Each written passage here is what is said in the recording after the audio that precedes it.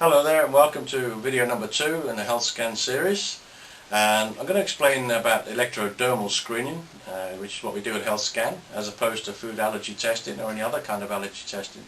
It's food intolerance, and there's a huge difference.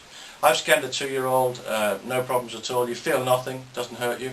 You get a little bit of pressure on your finger, but it doesn't hurt you.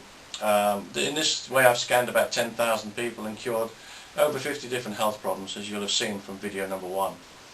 Your brain runs your body, as you well know. It's a computer, and it needs electricity. If we didn't have electricity running through our nervous system, we'd be dead, and the paramedic would defibrillate us. First thing they do is arrive and give us electricity. They kick-start the circuit. It's no different than a car with a flat battery. It really isn't. It might sound crude, but it's true. Just put electricity back into the circuit.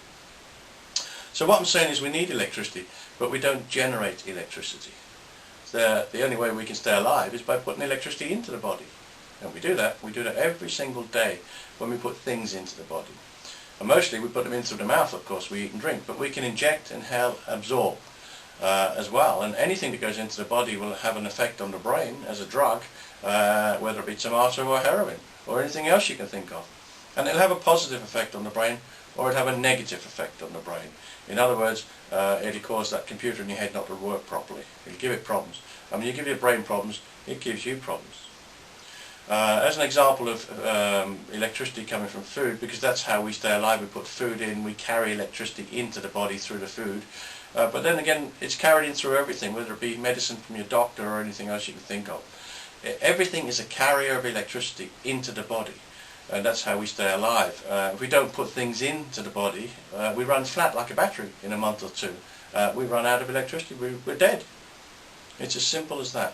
But what's happening to everybody on the planet, and I do mean everybody, there's no exception to this, the brain is intolerant to some of the signals from some of the foods. Tomato, for example, would send a different signal to the brain than an apple, and a cucumber would send a different signal again, because they're different chemicals, and those signals are what I'm testing. Those signals are in the computer that I use, and I can send the signals to your brain. I've got about 70-odd thousand signals in my computer, but I need about 200 to cure most people. And I sit you in a chair for about an hour, hour and a half. We run through about 200 items, mostly foods. And we identify the resistance of your brain to those signals. It doesn't hurt, as I say. I just put a probe on your finger. I'll just show you what I do. Pop a probe on here, make a connection through the meridian, as we call it. If you want to be more basic, I suppose you could call it a nerve. But it's a wire that goes to your brain. And in that way I can connect the computer in your head to the computer at health scan. And I can send signals backwards and forwards. You feel absolutely nothing apart from a tiny little bit of pressure on your finger. You don't puncture the skin, and you put pressure on the skin. And in the other hand you'll be holding a probe, a brass probe. Again, you feel absolutely nothing. Nothing at all. But after about an hour or so of running the test, we can usually find about 200 items or so is enough. We might find 2 or 3 things, we might find more, half a dozen, we might find 10. Every brain's different. Things that don't suit your brain, those signals. Your taste buds in your stomach obviously love the items, you wouldn't be eating them. But they don't run your body, your brain runs your body. So stop giving your brain a problem, it stops giving you a problem. If you give any computer wrong signals, wrong electrical signals, it sends out wrong signals. And that's what's happening to the one in your head, and that's why you're getting the eczemas, the asthmas, the depression, the ME, the arthritis, and all sorts of things. Things we're going to go into in more detail in the following videos. Let me just show you something here. Hold on a minute. This is evidence here of electricity coming out of food. This is a clock that runs off potatoes, and I don't know if you can see it ticking away there quite happily. I'll just try and angle it a little bit, but it'll tick away for a couple of weeks on those 2 potatoes until they run out of electricity. It's as simple as that.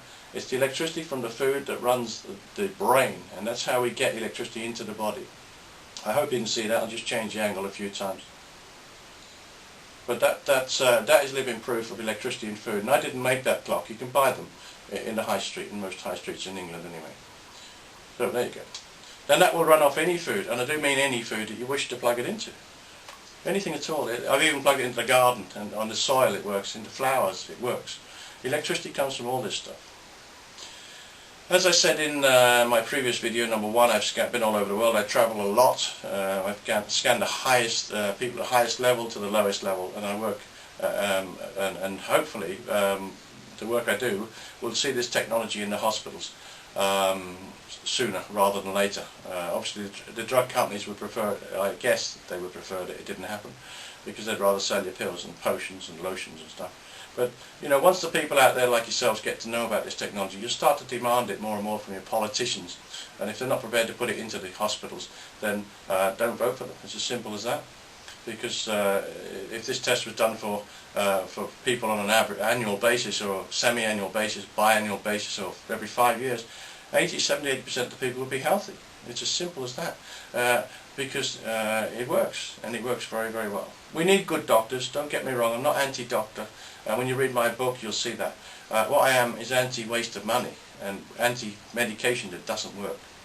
Anyway, we're running short on time at the moment, so do check out my website, healthscan.co.uk, and don't forget to email me if there's anything you want to know, and don't forget to keep an eye on these videos, because there's going to be an awful lot of them coming at you. Okay, all the very best now. Bye bye.